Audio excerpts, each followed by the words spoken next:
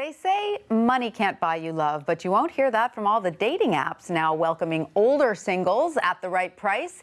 Dating apps such as Tinder and The League, which typically target the 18 to 24-year-old set, are taking note of research showing 35 to 44-year-olds are more than twice as likely to pay for online dating. Joining us with more is WSJ reporter Georgia Wells in San Francisco.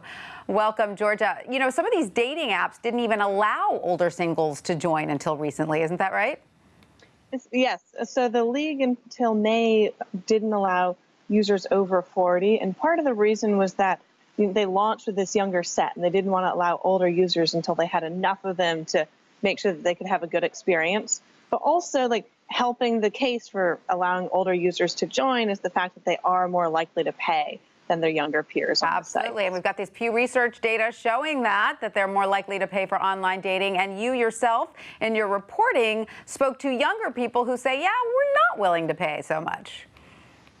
Right. So some of the younger users I spoke with said they really enjoyed the apps, they're having a good time, but given they were surrounded by other eligible singles, like, they didn't see the need to pay to join them. It makes sense. So businesses are taking note. And now Tinder charges users 30 and older twice what it charges younger users for premium services. So is Tinder getting lots of older members to sign up? It's quite a change from their initial strategy, isn't it? Right. So Tinder launched at the University of Southern California, particularly among some of the Greek life, like fraternities and sororities, and they spread very, very rapidly among the college scene. And so in attracting these older users, it represents a very stark contrast to the groups that they grew very popular among very quickly. Like, and now some of the users are old enough to be the parents of the original college kids that signed up to join the site. Well, you bring up a very delicate and interesting point because, as you say, some are old enough to be the parents. So how do you keep this firewall up between groups who clearly do not want to be in the same orbit, such as college students and parents of their friends?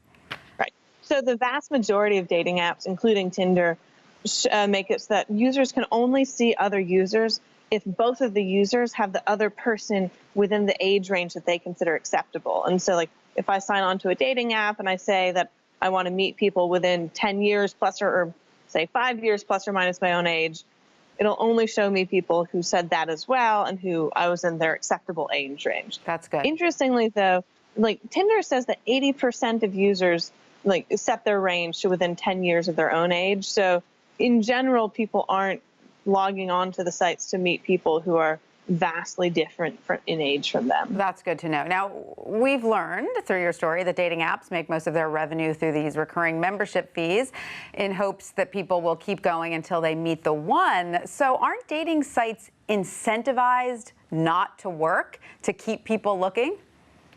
Right. So indeed, like, one of the main arguments against like these apps being incentivized to actually have people pair off, like you say, is that when people pair off, they leave the app and they stop paying. The flip side to that argument that many of the dating apps say is that that's the best marketing and advertising that they could ask for, is if you have a couple who found each other on the date and then hopefully they go tell all their friends. So, like, yeah. It's yes, advertising. Yeah, exactly. All right, Georgia, thank you so much for that. We hope that everybody finds the one. Thank you. Thank you.